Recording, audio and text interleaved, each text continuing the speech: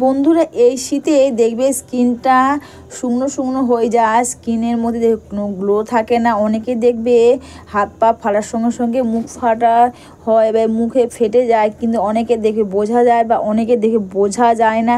বন্ধুরা তোমরা যদি বাড়িতে বসে বেসনের সঙ্গে একটা জিনিস মিশিয়ে লাগাও, তাহলে দেখবে জাস্ট একবার ব্যবহার করার পর তোমরা বুঝতে পারবে আমাদের স্কিনটা পুরো ফর্সা উজ্জ্বল ঝকঝকে হবে, স্কিনটা টান টান হবে। আমি এখানে 1 চামচের বেশি বেসন নিয়েছি আর এখানে দিচ্ছি কাঁচা দুধ। বন্ধুরা তোমরা তো সবাই জানো কাঁচা দুধের সঙ্গে যদি আমরা এই বেসনের এই প্যাকটা ব্যবহার করতে পারি, একবার ব্যবহার করতে পারি, দেখবে একবার ব্যবহার করার পর তোমরা বুঝতে পারবে যে স্কিনটা ফর্সা ঝকঝকে হওয়ার সঙ্গে সঙ্গে স্কিনটা টান টান হবে।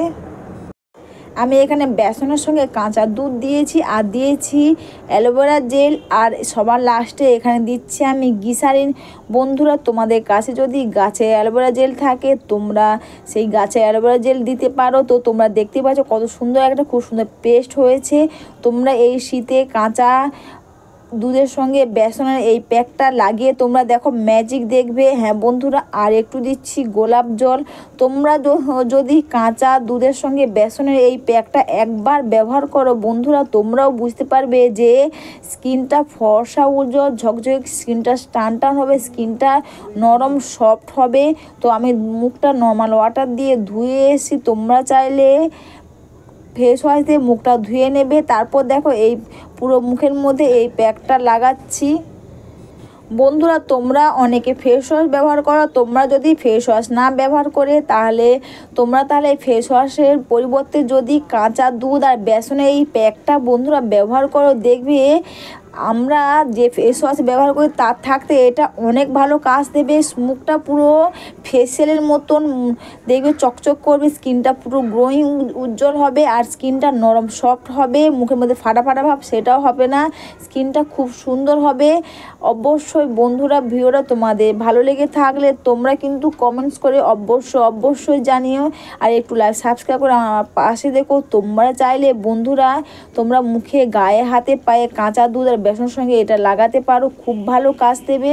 আমি এখানে দেখো এটা মেখে 20 মিনিট মতো রেখেছিলাম। 20 মিনিট পর কিন্তু তোমরা এটা নর্মাল জল বা ভিজে টাওয়াল দিয়ে ক্লিন করে নেবে না। তোমরা যে কাঁচা দুধটা থাকবে তোমরা সেই কাঁচা দুধটা দিয়ে এভাবে পুরো মাসাজ করে নেবে পুরো মুখের মধ্যে। প্রথমে ভিজে নেবে। তোমরা তো সবাই জানো যে বেসন নিয়ে ব্যবহার করার পর দেখবে স্কিনটা শুকনো হয়ে যাওয়ার পর দেখবে টান টান হয়। তোমরা কিন্তু ডাইরেক্ট জল দিয়ে ধুয়ে নেবেন বা ক্লিন করে নেবে না। তোমরা যদি সেই কাঁচা দুধটা পুরো মুখের মধ্যে এইভাবে আমি যেভাবে লাগাচ্ছি পুরো মুখের মধ্যে লাগিয়ে নেবে, পুরো মুখের মধ্যে লাগিয়ে নিয়ে তারপর তোমরা খুব সুন্দর করে হালকা হাত একটু মাসাজ করে নেবে, এতে দেখবে খুব ভালো কাজ দেবে।